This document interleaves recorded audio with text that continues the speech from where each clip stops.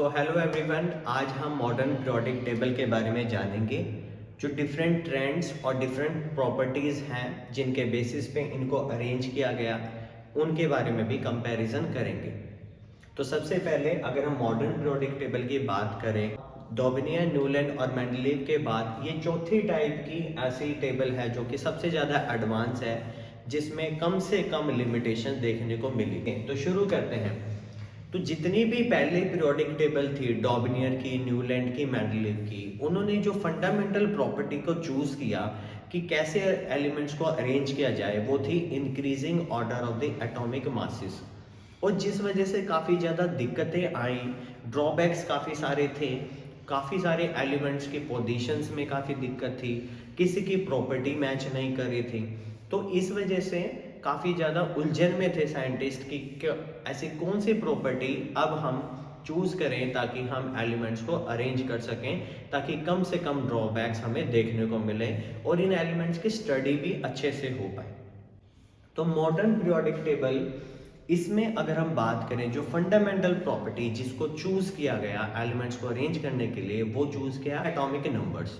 Ninth class में आपने पढ़ा है एटॉमिक नंबर किसके इक्वल होता है, नंबर ऑफ प्रोटॉन्स की, और नंबर ऑफ इलेक्ट्रॉन्स के भी इक्वल हो सकता है। तो अगर हम बात करें increasing order of atomic number, तो जितने प्रोटॉन इनमें इंक्रीज करते जाएंगे उतने ही एटॉमिक नंबर बढ़ता जाएगा, और उन्हीं के बेसिस पे इनको अरेंज किया गया है। तो अगर हम एटॉमिक नंबर की बात करें, तो एटॉमिक नंबर 1 से लेके 118 एलिमेंट, 118 एटॉमिक नंबर तक यहाँ पे एलिमेंट को जस्टिफाई किया गया। जितने एलिमेंट्स डिस्कवर किए वो यहाँ पे मेंशन है। अब इसके बाद दो और एलिमेंट डिस्कवर हो चुके हैं जो फिलहाल इस टेबल में अपडेटेड नहीं है, वैसे ऐड हो चुके हैं। ओके।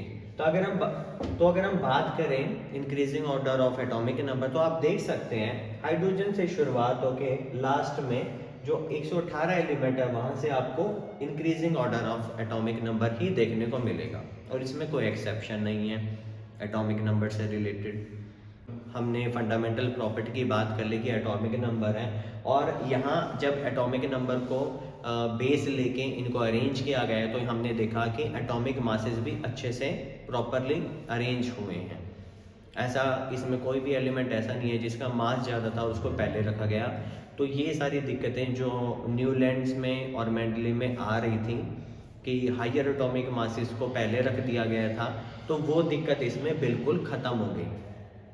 तो हम देख सकते हैं कि क्यों इसको मॉडर्न पीरियोडिक टेबल कहा गया है, क्योंकि इसमें जो लिमिटेशंस है उसको कम से कम रखा गया, उनको मिनिमाइज किया गया। अगर हम मॉडर्न पीरियोडिक टेबल को एक तरफ से देखें, तो इसमें आपके कुछ ब्लॉक्स बनाए गए हैं। मेंडलीव पीरियोडिक टेबल में आपने ग्रुप्स और पीरियड के बारे में जाना। ग्रुप्स किनको बोलते हैं, जो वर्टिकल लाइंस होती हैं। तो क्वेश्चन क्या आ सकता है, how many groups are there in the modern periodic table. तो आप देखेंगे यहाँ ऊपर क्या दी होती है, नंबरिंग दी होती है। ये देखो नंबरिंग गिवन है, तो ये क्या रिप्रेजेंट करती है, नंबर ऑफ ग्रुप्स रिप्रेजेंट करती हैं। और यहाँ देखने को क्या मिलता है कि आपके पास मॉडर्न पीरियोडिक टेबल में 18 ग्रुप्स हैं, यानी 18 वर्टिकल लाइंस हैं जिनमें एलिमेंट्स को रिप्रेजेंट किया गया। उसके बाद हम हॉरिजॉन्टल लाइंस की बात करें जिनको पीरियड्स बोलते हैं, तो आप देखोगे 1 2 3 4 5 6 7, तो 7 पीरियड्स हैं। अब आप पूछोगे ये जो बाकी हैं इनकी नंबरिंग, ये एक्चुअली जो ये दोनों लाइंस हैं इनको 6th और 7th में यहीं रखा गया है, जिसको हम अभी डिस्कस करेंगे। अब बात कर लेते हैं ग्रुप्स और पीरियड्स की बात होगी, और इन्हीं ग्रुप्स और पीरियड्स में सारे के सारे 118 एलिमेंट्स को अच्छे से अरेंज किया गया। अब बात कर लेते हैं ग्रुप्स के अकॉर्डिंग इनके ब्लॉक्स के नेम है। जैसे कि ग्रुप 1 और 2 को हम एस ब्लॉक कहते हैं, तो ये एस ब्लॉक है। और एस ब्लॉक में जनरली कौन कौन से आते हैं, अल्कली मेटल्स आते हैं। ग्रुप 1 को अल्कली मेटल्स बोला जाता है। क्यों, क्योंकि अगर हम इनका ऑक्साइड बना दें तो वो अल्कलाइन नेचर का है। फिर क्या है, ग्रुप 2 को, जो कि एस ब्लॉक के ही हैं, इनको क्या बोला जाता है, अल्कली अर्थ मेटल। इनके मेटल के जो ऑक्साइड है वो भी बेसिक होते हैं, लेकिन ये अर्थ क्रस्ट में मिलते हैं इसको, इसलिए इनको अल्कली अर्थ मेटल बोला गया। मिडल में आपको ब्लॉक दिख रहा है, ग्रुप 3 से लेकर ग्रुप 12 ये बोला जाता है डी ब्लॉक। डी ब्लॉक में आपको कौन से एलिमेंट्स दिखते हैं, ट्रांजिशन एलिमेंट्स। ठीक है, ये इसमें प्योर मेटल्स हैं सारे। उसके बाद अगर हम बात करें ये जो ब्लॉक है ग्रुप 13 से 18 तक का, अब ये बहुत ही डिफरेंट है, इसको हम पी ब्लॉक कहते हैं। क्यों ये डिफरेंट है? क्योंकि इस ब्लॉक के अंदर मेटल्स, नॉन मेटल्स, मेटलॉइड तीनों पाए जाते हैं। देखो कैसे, जैसे कि अगर ग्रुप 13 की बात करें तो आपको ये बोरोन को छोड़ के बाकी सारे हैं ये मेटल्स हैं। अगर हम 14 की बात करें, जो 14 का जो पहला एलिमेंट है कार्बन, वो आपके पास नॉन मेटल है। फिर 2 आपके पास मेटलॉइड आ गए और 3 नीचे मेटल्स। फिर 15 की बात करें, 2 नॉन मेटल, 2 मेटलॉइड और 2 मेटल।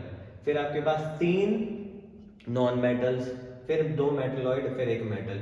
और यहाँ 17 में देखोगे तो आपके पास जो 17 ग्रुप होता है वो भी काफ़ी ज़्यादा फेमस है, क्योंकि इनको हेलोजेंस बोला जाता है। फ्लोरीन, क्लोरीन, ब्रोमीन, आयोडीन, इनको हेलोजेंस बोला जाता है। ये 17 ग्रुप में प्रेजेंट होते हैं, सारी की सारी गैसेज हैं।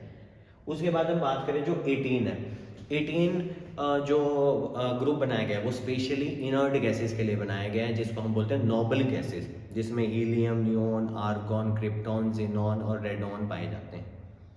उसके बाद अगर हम बात करें जो आपके जो ये नीचे एलिमेंट्स हैं, जिनको हमने बोला था कि ग्रुप 3 के अंदर ही पाए जाते हैं सारे के सारे, इनको बोला जाता है एफ ब्लॉक एलिमेंट्स, जिनको बोला जाता है इनर ट्रांजिशन। ये ट्रांजिशन थे इनके इनर ट्रांजिशन एलिमेंट्स हैं ये एफ ब्लॉक एलिमेंट्स। उसके बाद अगर हम प्रोडक्ट टेबल की बात करें तो उसमें सिंबल्स दिखाए गए हैं, और सिंबल्स कौन से चूज किए हैं, या तो कुछ एलिमेंट्स को उनके लैटिन नेम से लिए हैं, कुछ उनके इंग्लिश नेम से लिए हैं, और उनके फर्स्ट 2 लेटर्स को लिया गया है। जैसे अगर हम एल्यूमिनियम की बात करें तो एल्यूमिनियम का सिंबल क्या हो जाएगा, capital A then small L. हमेशा हर एलिमेंट का जो सिंबल होगा उसका जो पहला लेटर होगा वो हमेशा कैपिटल होगा और सेकंड लेटर हमेशा स्मॉल होगा, ये आपको ध्यान रखना है। उसके बाद अगर हम बात करें इस टाइप के प्रोडक्ट टेबल में आपको बहुत सारी इंफॉर्मेशन मिल सकती है। एटॉमिक नंबर तो लिखा ही होगा, उसके अलावा मास दिखेगा, melting point, boiling point, density. उसके बाद आपको एटॉमिक वेट है, in which year it discovered, its crystal structure, उसका नेम, उसकी ऑक्सीडेशन स्टेट। ठीक है, तो काफ़ी सारी इंफॉर्मेशन मिलती है आपको इस टाइप की टेबल में। तो ये सजेस्ट किया जाता है अगर आप स्टूडेंट हो तो आपके स्टडी रूम में इस टाइप की मॉडर्न पीरियोडिक टेबल जरूर होनी चाहिए, जो 30-40 रुपीज़ में इजीली मिल भी जाती है। अगर आप दिन भर में इनको बार बार ये नज़र में आते हैं तो आपको लर्न करने की जरूरत नहीं पड़ती, आपको देख देख कर ही याद हो जाएंगे ऐसे चीज़ें। ठीक है, तो हमने क्या क्या पढ़ा था इसमें, ग्रुप 1 और ग्रुप 2 को एस ब्लॉक, ग्रुप 3 से 12 तक इसमें डी ब्लॉक, और ग्रुप 13 से 18 तक इसमें बोला जाता है पी ब्लॉक, और जो नीचे जो आपके पास ब्लॉक आता है वो आता है एफ ब्लॉक। अब बात कर लेते हैं इनकी प्रॉपर्टीज की, कि along the periods, along the groups, इसमें क्या प्रॉपर्टी का ट्रेंड आता है। तो सबसे पहले अगर हम बात करें atomic number, atomic number left to right, यानी जब हम पीरियड्स में बात करेंगे तो हमेशा काम मूव करते हैं लेफ्ट टू राइट।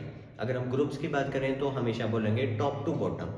तो अगर हम ग्रुप की बात करें तो तब भी एटॉमिक नंबर बढ़ेगा, उसमें गैप ज़्यादा होगा। अगर हम ग्रुप की बात करें तो एटॉमिक नंबर बढ़ेगा लेकिन गैप ज़्यादा होगा। अगर हम लेफ्ट टू राइट की बात करें तो 1 by 1 इंक्रीज होगा, जैसे कि 1 2 3 4 5 6 7 8, तो 1 by 1 इंक्रीज होगा पीरियड्स में, और टॉप टू बॉटम जाएंगे तो एकदम से ज़्यादा इंक्रीमेंट आपको देखने को मिलेगा। ऐसे ही एटॉमिक मासेस में भी है लेफ्ट टू राइट, क्योंकि जो एटॉमिक मास है वो नंबर ऑफ प्रोटॉन्स और न्यूट्रॉन पे डिपेंड करता है। तो नंबर ऑफ प्रोटॉन बढ़ रहे हैं दैट मीन्स मास भी बढ़ रहा है। अब बात कर लेते हैं हमारी जो थर्ड प्रॉपर्टी है एटॉमिक साइज। एटॉमिक साइज किस चीज़ पे डिपेंड करता है, एटॉमिक रेडियाई पे। तो सबसे जो छोटा एलिमेंट हमारी मॉडर्न पीरियोडिक टेबल में और या किसी भी पीरियोडिक टेबल में वो होता है हाइड्रोजन। हाइड्रोजन सबसे छोटा एलिमेंट है, तो इसकी एटॉमिक रेडियाई सबसे छोटी होती है, सबसे कम होती है। और लास्ट में जो हमारा एलिमेंट है वो आपको मिलेगा OG। आप सोचोगे कि 118 वाला इसका एटॉमिक साइज सबसे ज़्यादा होगा, लेकिन ऐसा नहीं होता। आपको क्या ट्रेंड याद रखना है, अगर आप टॉप टू बॉटम जाते हैं, टॉप टू बॉटम यानी ऊपर से नीचे आते हैं, तो हर शेल में आपको क्या दिखेगा, देखो यहाँ पे 1 2 3 बोला है ना, ये है नंबर ऑफ शेल्स। जैसे कि फर्स्ट पीरियड वाले इनमें सिर्फ फर्स्ट शेल है, सेकंड पीरियड वाले इनके फर्स्ट एंड सेकंड शेल है, थर्ड पीरियड वालों के पास फर्स्ट भी है, सेकंड भी है, थर्ड भी है। यानी अगर नंबर ऑफ शेल्स बढ़ती जा रही हैं तो ऑटोमेटिकली साइज तो बढ़ेगा, क्योंकि एटॉमिक रेडियाई बढ़ रही है। तो टॉप टू बॉटम अगर हम बात करें तो ऑलवेज साइज इंक्रीज, और रीजन क्या लिखोगे, due to the addition of new shell. ठीक है, जैसे कि क्वेश्चन मैं बनाता हूँ, lithium, sodium and potassium, which one have the highest atomic size, तो आपके पास आंसर होगा पोटेशियम। क्यों? क्योंकि टॉप टू बॉटम क्या होता है, नंबर ऑफ शेल इंक्रीज करती है। लिथियम के पास 2 ही शेल है, सोडियम के पास 3 शेल है, और पोटेशियम के पास 4 शेल है। 4 शेल यानी साइज बढ़ गया, तो एटॉमिक साइज भी बढ़ गया उसका। अब बात कर लेते हैं लेफ्ट टू राइट क्या होता है। अब देखो, एक चीज आपको याद रखनी है, लेफ्ट टू राइट में इफेक्टिव न्यूक्लियर चार्ज बढ़ता है, जिससे क्या हो जाता है, न्यूक्लियस और इलेक्ट्रॉन्स के बीच में अट्रैक्शन और भी ज़्यादा हो जाएगी। जब मान लो इलेक्ट्रॉन और जो न्यूक्लियस है उसके बीच में अट्रैक्शन बढ़ेगी तो क्या होता है, साइज डिक्रीज कर जाता है। तो लेफ्ट टू राइट अगर हम बात करें, अगर हम पीरियड्स में बात करें, जब पीरियड्स में मूव करते हैं तो साइज हमेशा डिक्रीज करता है। जैसे मैं क्वेश्चन बनाता हूँ कि लिथियम और बेरिलियम में से कौन बड़ा है, तो आप बोलोगे बेरिलियम, लेकिन करेक्ट आंसर क्या है, लिथियम। क्योंकि लेफ्ट टू राइट क्या होता है, साइज डिक्रीज करता है, क्योंकि इफेक्टिव न्यूक्लियर चार्ज बढ़ गया, अट्रैक्शन बढ़ जाती है तो साइज कम हो जाता है। आपको ये याद रखना है। एक और क्वेश्चन बनाता हूँ, जैसे कार्बन, नाइट्रोजन, ऑक्सीजन, इन तीनों में से किसका साइज सबसे छोटा है, तो इसमें आप बताओगे कि ऑक्सीजन जो सबसे राइट में है उनका साइज सबसे छोटा। अगर मैं सेकंड ग्रुप की बात करूं तो सेकंड ग्रुप का सबसे बड़ा एलिमेंट कौन सा होगा, लिथियम, और सबसे छोटा होगा आपके पास नियोन। अगर हम ग्रुप फिफ्थ की बात करें, ग्रुप फिफ्थ देखो तो रुबीडियम हमारे पास सबसे बड़ा होगा, और जो सबसे छोटा आएगा यहाँ पे आएगा जिनॉन। तो आपको ये प्रॉपर्टी ऐसे याद रखनी है। ओके, नेक्स्ट प्रॉपर्टी आ जाती है मेटालिक करैक्टर, जिसको हम बोलते हैं इलेक्ट्रोपॉजिटिविटी। यानी इलेक्ट्रोपॉजिटिविटी का मतलब क्या होता है, देखो एटम के ऊपर का पॉजिटिव चार्ज आता है जब वो इलेक्ट्रॉन लूज कर देता है, और इलेक्ट्रॉन लूज करने पे क्या होता है, उस पर पॉजिटिव चार्ज आता है जिसे हम कैटायन बोलते हैं। तो मेटल्स जिनके पास एक्स्ट्रा इलेक्ट्रॉन होते हैं वही लूज कर सकते हैं, और उन पे क्या आ सकता है, पॉजिटिव चार्ज। तो सिंपल सी बात है, जो मेटल्स होते हैं, और आपने पढ़ा कि ये जो लेफ्ट हैंड साइड है वो सारे के सारे मेटल्स हैं, और उनके पास एक्स्ट्रा इलेक्ट्रॉन होते हैं ताकि वो डोनेट कर सकें। डोनेट करेंगे तो पॉजिटिव चार्ज आएगा। तो जो पॉजिटिव चार्ज की कैपेसिटी यानी मेटालिक कैरेक्टर जो लेफ्ट हैंड साइड है वो ज़्यादा है, ठीक है। और राइट हैंड साइड अगर हम मूव करेंगे तो वो क्या हो जाता है, मेटालिक कैरेक्टर डिक्रीज कर जाता है।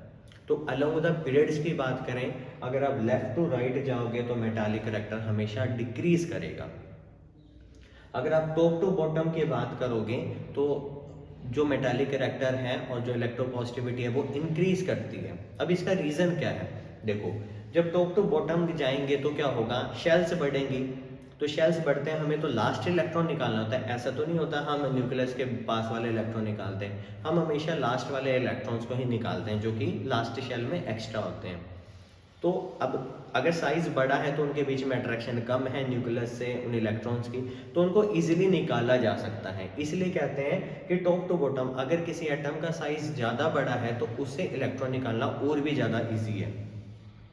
तो टॉप टू बॉटम आपके पास जो मेटालिक कैरेक्टर होगा और जो इलेक्ट्रोपॉजिटिविटी होगी वो दोनों की दोनों इंक्रीज करती है। लेकिन अगर हम लेफ्ट टू राइट की बात करें तो यहाँ पे क्या हो जाता है, सारे नॉन मेटल्स हैं उनकी टेंडेंसी है लेने की ना तो देने की, ठीक है। तो क्या होता है, left to right in periods the metallic character and electropositivity will decrease, and in the groups, in all the groups metallic character and electropositive character will increases. अब बात कर लेते हैं नेक्स्ट प्रॉपर्टी की, वो आती है आपके पास इलेक्ट्रोनेगेटिविटी या नॉन मेटालिक कैरेक्टर। अब नॉन मेटल्स क्या होते हैं, उनके पास इलेक्ट्रॉन डेफिशिएंट होते हैं, उनके पास क्या होता है, इलेक्ट्रॉन की कमी होती है। तो हमेशा वो क्या करते हैं, इलेक्ट्रॉन की खोज करते हैं कि जल्दी से मिल जाए। तो आप देखोगे जो 17 ग्रुप वाले हैं ना, इनकी सबसे ज़्यादा हाईएस्ट इलेक्ट्रॉन नेगेटिविटी है। क्यों है, क्योंकि देखो ये नॉन मेटल है, एक इलेक्ट्रॉन लेते ही क्या बन जाएंगे, नोबल गैस बन जाते हैं। तो इनकी टेंडेंसी है कि ये सबसे ज़्यादा इलेक्ट्रॉन लेना चाहते हैं, इसलिए ये काफ़ी ज़्यादा रिएक्टिव भी होते हैं। तो हम क्या बात करेंगे, मेटल्स की तो लेने की टेंडेंसी नहीं है, तो ऑब्वियस सी बात है कि जो लेफ्ट हैंड साइड है नॉन मेटालिक कैरेक्टर और जिसे हम बोल रहे हैं इलेक्ट्रोनेगेटिविटी वो सबसे कम है। तो लेफ्ट टू राइट अगर हम जाएंगे इन पीरियड्स तो इलेक्ट्रोनेगेटिविटी इंक्रीज करती है।